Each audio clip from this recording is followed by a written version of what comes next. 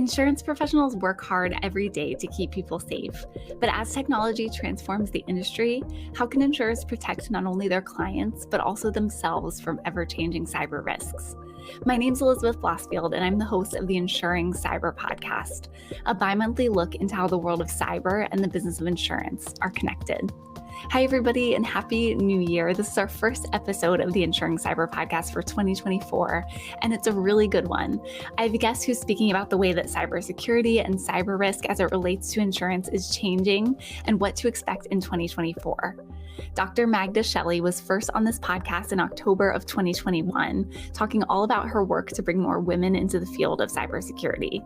If you missed it, you can check out that episode titled "These Women Are Fighting Cybercrime and Cybersecurity's Gender Divide" on Insurance Journal TV or wherever you get your podcasts. Magda is the Managing Director and Chief Information Security Officer of cybersecurity organization Responsible Cyber. She's also previously served as the head of cyber risk consulting and as a senior vice president at Marsh Asia. She's a cybersecurity expert with a PhD in telecommunication engineering, and she's the founder of Women in Cyber, an initiative aimed at encouraging women to pursue careers in cybersecurity. She was most recently named in the top 100 SG Women in Tech, which we'll talk about later. I'm so excited to be speaking with her, so I'll bring her on now. Welcome back to the Insuring Cyber Podcast, Magda. Hello. Hi, Elizabeth. Thank you so very much for the wonderful introduction. Happy New Year as well. And what a great start of 2024 as being on this podcast. Oh, that's great to hear. Yeah, I'm excited to be speaking with you again, too. You know, you've done so much and you've done even more since we last spoke. So Happy New Year to you, too. And I just kind of wanted to start off because I know you got this recognition since we last spoke. You've been named a top 100 SG Woman in Tech. So congratulations on that. I was just curious if you could talk about not only your role at Responsible Cyber, but also for anyone who doesn't know the work that SG Women in Tech does and what that recognition means to you.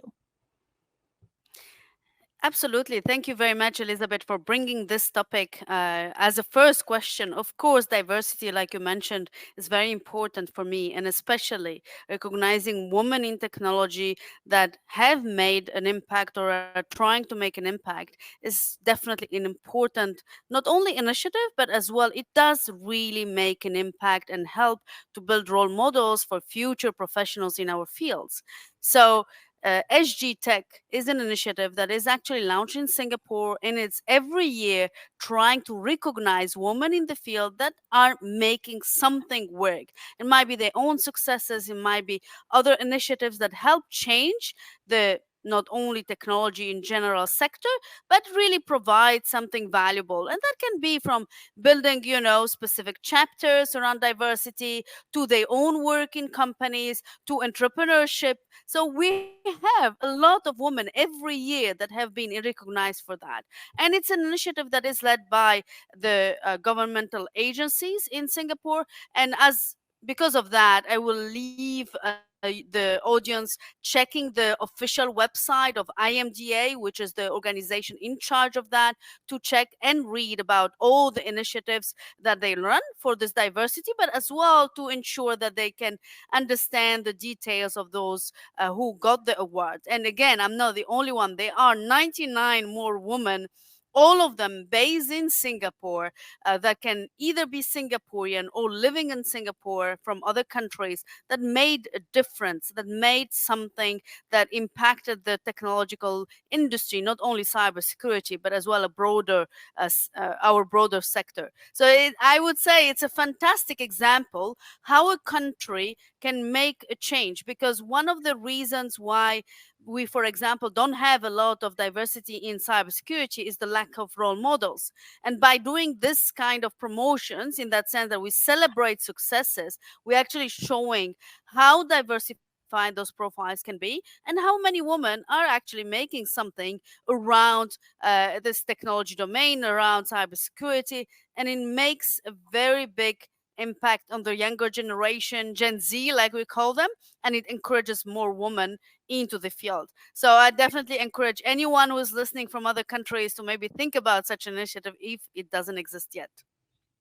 Yeah, that's so true. Having those role models is so important for the diversity of the field. And there are lots of great women doing incredible work in the field of cybersecurity. So you can check out, the website to see the other women who won the awards and some of the initiatives going on there.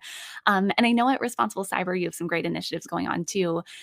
You do a lot of work carrying out penetration testing where you simulate cyber attacks on companies to sort of test their cybersecurity. And I was curious what some of the biggest lessons are that you learned from these pen tests or ethical hacks, as they're called in 2023, that companies should be thinking about in the new year? I think I would first start by providing a little bit more visibility about our company. So we put it in context. So Responsible Cyber is a company that was founded in 2016. It is a company that I invested in, and then I had the opportunity to work with other companies while the startup was growing. And today we are present in actually various countries. So, including the United Kingdom, France, Poland, and now Tunisia. So, fantastic growth. But the company specializes not only in cybersecurity, but as well as a broader risk management. And that comes from my background in cyber insurance, because I'm a strong believer, of course, of risk management in general, techniques, strategies, and in cyber insurance, which I want to emphasize because it's something that I believe our peers in the cybersecurity industry still have a challenge to understand or grasp, or some of them lack this understanding of how to manage loss. So I am a strong supporter of that. And as a company, we provide cybersecurity services like penetration testing, like you mentioned. And then we have built a platform that is a platform helping with third party risk management.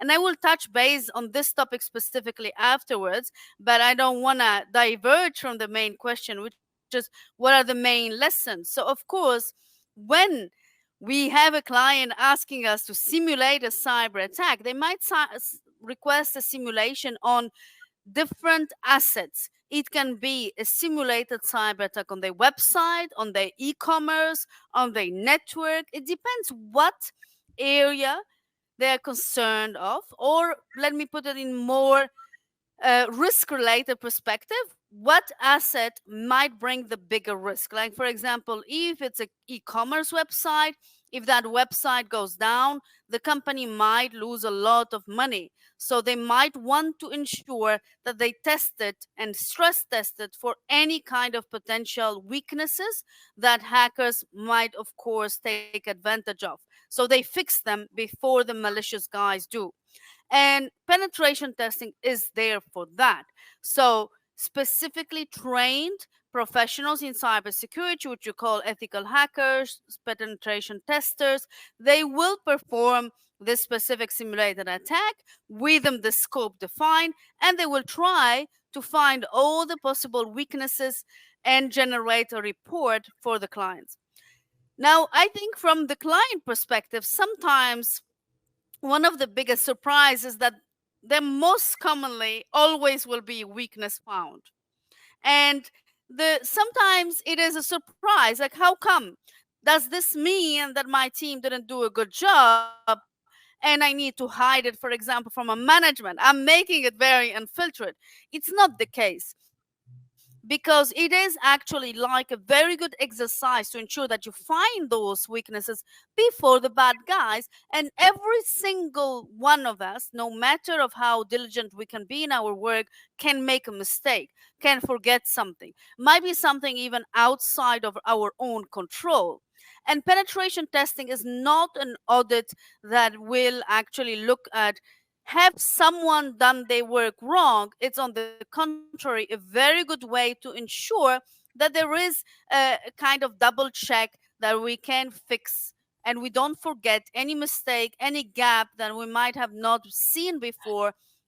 And again, make sure that whatever asset we are putting there that deals with our clients, deals with our company, is secured in alignment with our risk appetite. Like, if we have a website, are we ready for hackers to just put it down? Perhaps not, especially if we're selling on it to our clients. So again, it's an exercise that helps us to be proactive, and it's an exercise that commonly will find something, because there's always very good penetration testers that are able to find a weakness in our systems, in our networks, in our applications. So the first lesson is that you are not hiring penetration testers to do an exercise with a report that is all green.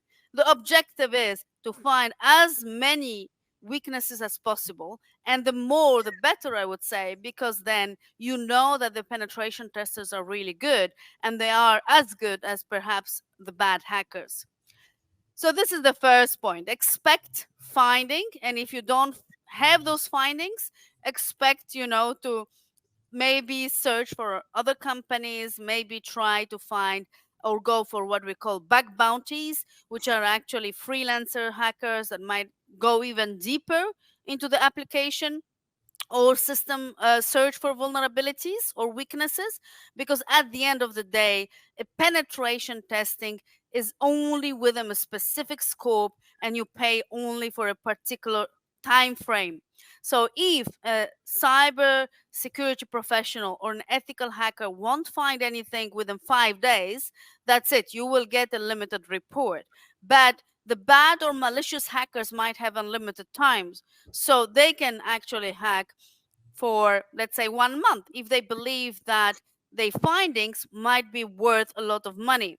So this is the second lesson. When it comes to penetration testing, it all depends on your scope. You cannot assume that by hiring a penetration testing for company for a specific job scope, that you will understand and have a full visibility of your weaknesses as a company or as an owner of an asset or website or a system. Again, it depends of how much you pay, how much time you are willing to provide for the cybersecurity professionals or ethical hackers to find those weaknesses. So this is lesson 2.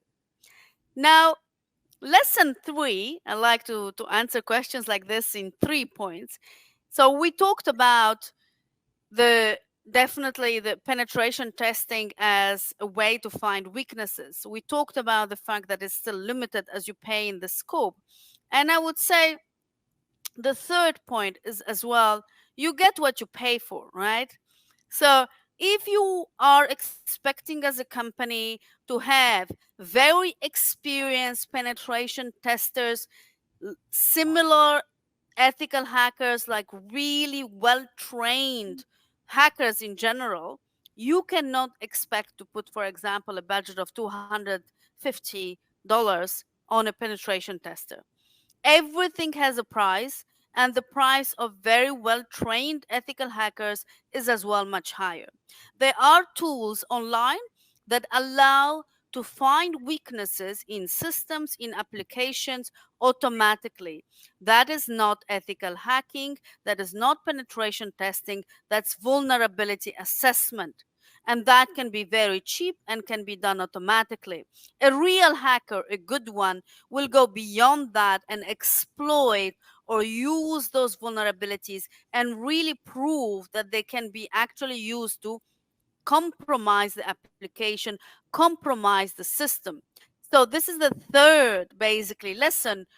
You get what you pay for, and if you are paying very little or have very limited budget, you cannot expect something that is of high value and of high, I would say, correspondence to what real hacker can do.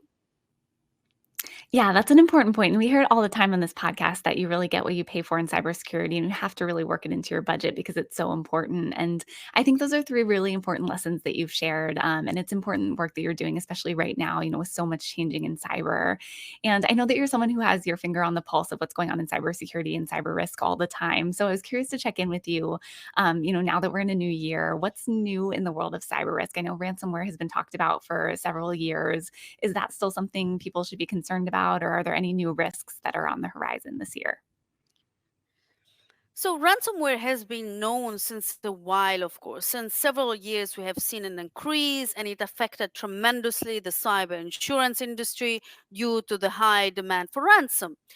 However, what changes now is that many countries have put in place regulation. In some countries, it's even not allowed to pay ransom, or it's illegal. and therefore companies stopped paying ransom.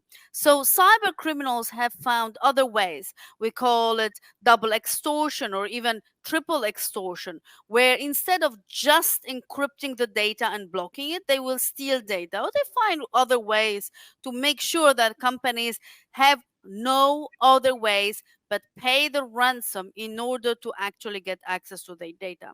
And again, because we are so dependent on technology, and cyber criminals are as well aware of what kind of tools we use, that we might be using backups, that we might be using certain technology for the backups, they can have a very well defined strategy to address that and to actually encrypt, for example, the backup first. In that way, companies find themselves sometimes in very troubled situations. But there are other techniques. So the ransomware, I would say, is decreasing in number and going further into sophistication.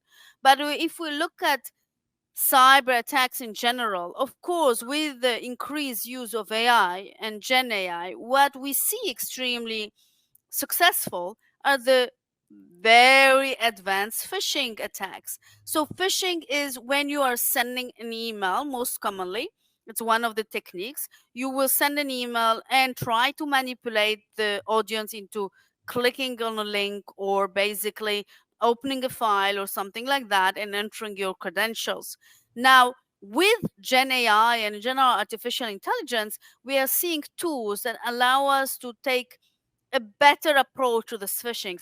So if I am a cyber criminal, I can find ways to communicate with someone over email in a much more realistic way. I can even analyze the responses of that person and create responses encouraging them to click on that malicious link. And that can be helped with those AI tools.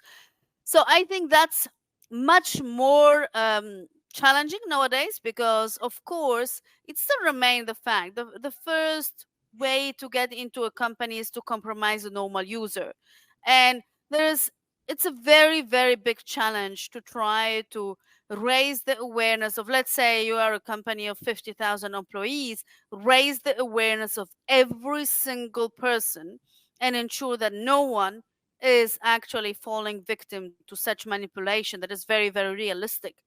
And even for cybersecurity professionals, with the level of sophistication or with the level of social engineering, which is again the manipulation of humans, it is very hard to recognize the real from the fake.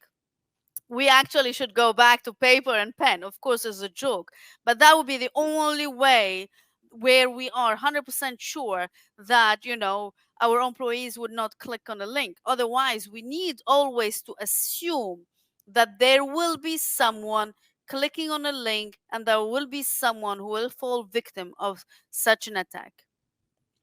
Yeah, that's so true. And I don't know if I'm ready to go back to paper and pen, but that's a good point because, I feel like we've been talking about, phishing and business email compromise for a long time in cyber, but some of these basic methods of attack are just growing more sophisticated, and especially as you mentioned with things like AI becoming so realistic that it's important to stay on top of it. And kind of on the other side of it, I was curious if you've noticed any developments within the world of cybersecurity, any new technologies that have popped up that companies can be using to combat some of these increasingly sophisticated methods that attackers are using. Yeah, absolutely, Elizabeth. I think, we talk about all those problems and threats and new attacks, but there must be solutions. But I would say the solutions are not only tools.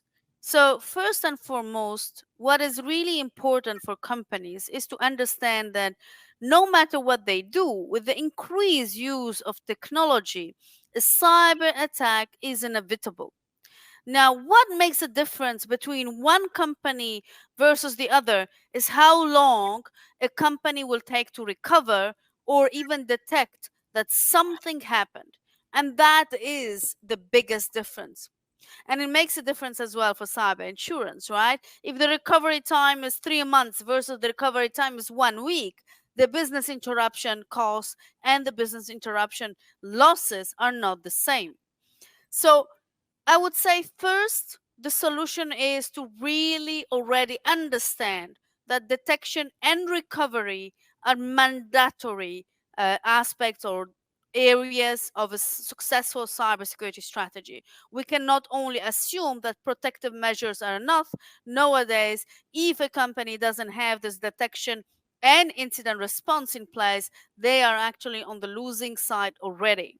Now, cyber insurance, for example, can provide that as an additional. If the company doesn't have their own resources, they can have the support from partners from cyber insurance for incident response, and therefore be able to get the help from the external companies.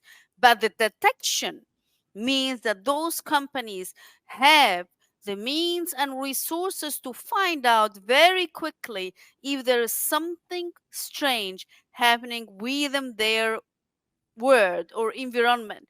For example, someone who is logging into systems that does not have the right authorizations, someone logging it to the systems from another country while they're operating in, for example, Singapore. Suddenly there is an administrator who's logging in China or in Nigeria or in Poland. So there are ways, and those are tools as well, that allow you to detect any suspicious activities. But again, I want to emphasize that a tool is not a magical solution. I have seen situations where tools are implemented, but they are not configured. If a tool is not configured to detect those suspicious activities, you are basically wasting your money, and you are not still able to leverage the potential of any tool like that. And we see AI, artificial intelligence, being implemented in those tools that helps you to analyze big amount of data for, again, like I said, suspicious activities. Because sometimes when you have a lot of information, you might not know, especially if you review them manually, what is suspicious versus what is normal. Especially some, we have remote working nowadays, we have people traveling. So there are tools that allow us to define patterns, to analyze big data um, trends, and to be able to, by identifying the different trends, to flag certain suspicious activities by risk factors, by risk, for example, indicators, because of course someone need to act on them. So I would say, if we want to solve the problem, we need to come back and ensure we have the right fundamentals in summary, but as well we need to understand that a cyber attack, again, I'm repeating, is inevitable, but how quickly we're able to detect and how quickly we're able to recover is on us and not on someone else. So we need to build those capabilities to ensure that we are ready and getting into a better cyber maturity.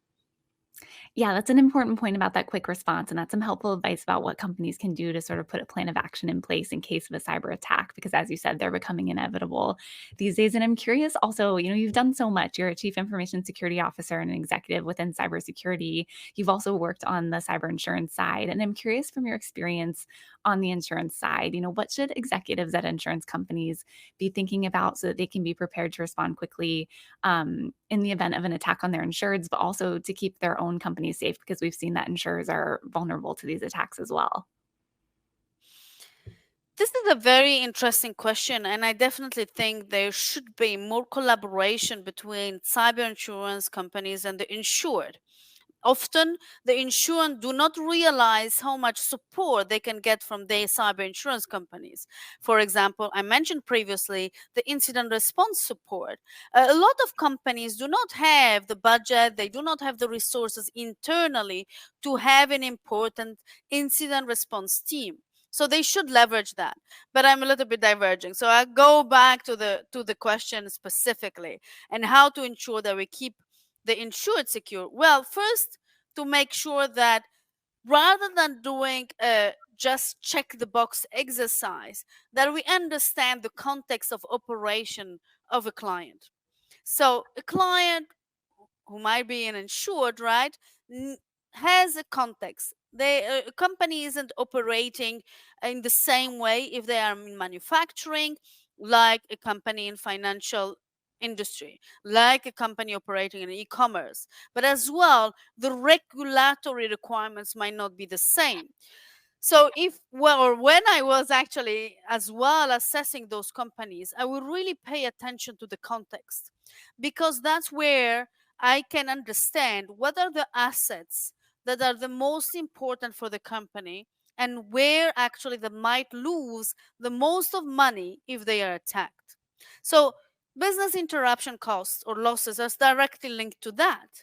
So if the company is selling online and that website is down, then of course the financial losses for the business might be huge. A manufacturing company that is affected around the production line might lose as well a lot. So focusing on what matters is, in my view, much more effective than going through lengthy questionnaires that sometimes might be a tick the box exercise. You might have a questionnaire or receive answers, you saying yes, yes, yes, but actually you realize, for example, that there are certain tools that are not implemented properly, not configured properly, or that they are not addressing those assets that are the most important. And again, I have seen it. So I would definitely advise all the cyber insurance to have a closer collaboration with the cybersecurity professionals, even within their own companies, and reducing the time of assessing the answers by actually having a conversation with the person in charge, with them, the insured, about their cybersecurity strategy and understanding the maturity in a context. Of course, that requires more time, that might be costly, but that on the long term is more cost effective, because at the end of the day is an aggregated risk for cyber insurance companies. So you better do that, especially for the insured with a high premium, rather than just focusing on, again, check the box exercise that might not be accurate enough. Now, in general, I think there's a lot of companies as well providing complementary tools like phishing simulators, like incident response, but a lot of companies are not using those properly. I know for for sure, I've seen it, that companies have access to those tools, but they are not using. There is a reason. Either those tools are not adapted to the insured requirements, either the insured doesn't have the right resources to implement it, and therefore they just leave it if it's complementary free, or they are those tools where you use them for a period of time and then they become the next year very expensive. So it's still not a good strategy for the insured, because they might not have the budget. So outside reviewing the strategy of those complementary tools, it's really important. And for that, it definitely requires a more collaborative work with the cybersecurity industry, not only the cyber insurance, because every company is different. Every company's resources, budgets are different, and their choices of tools are as well. And I will lastly add is that some companies with a global footprint, they might need localized tools due to regulatory requirement, due to, for example, grants support locally in the country. So they can't just go, for example, with just one tool that has been offered by the cyber insurance companies, even if it's complementary. Yeah, I think that's great advice for insurers, and it's really interesting the points that you raise because a lot of insurers, we hear all the time that they're asking more questions of their insureds when assessing coverage. But it's an interesting point that rather than just ticking boxes, they should be focusing on what's important on an individual basis. By having a conversation with their insureds. So that's something that is interesting to keep in mind in the new year, definitely as things continue to change. And we've talked about so much. I can't thank you enough for taking the time to speak with me today. And my last question is just, given everything that we've discussed, if you could give one piece of advice for companies and insurers in navigating all of this change when it comes to cyber risk for 2024, what would it be? I would say, lastly, as a point to take away, think about how dependent you are on technology. And technology always has a risk. No matter what technology you're using, from your phone to your laptop to a software to you that you implement, to every single connected device, it always comes with a risk. And that risk needs to be addressed, but it doesn't need to be fully treated. It just needs to be identified, managed, and accepted based on your understanding of that risk. Ignoring it won't solve the problem. So, but understanding it and being prepared when something happens is very important. So, this was, I would say, my latest advice. So, always to understand that, because risk identification was one of the biggest challenges that I have seen across companies, and even today it still remains. That's a great final piece of advice as we head into a new year. And thank you so much, Magda, for taking the time to speak with me. I appreciate it. It's always great to connect with you. Thank you very much as well, Elizabeth. And thank you very much for everyone who has been listening and watching this podcast. Well, that's it for this episode. Happy New Year from the Insuring Cyber Podcast, and I hope 2024 is off to a safe and secure start. Thanks to Magda for taking the time to speak with me, and thanks to all of you for listening. Once again, my name's Elizabeth Blossfield, and I'm the host of the Insuring Cyber Podcast, a bi-monthly look into how the world of cyber and the business of insurance are connected. Be sure to check back for new episodes publishing every other Wednesday, wherever you get your podcasts. Talk to you next time.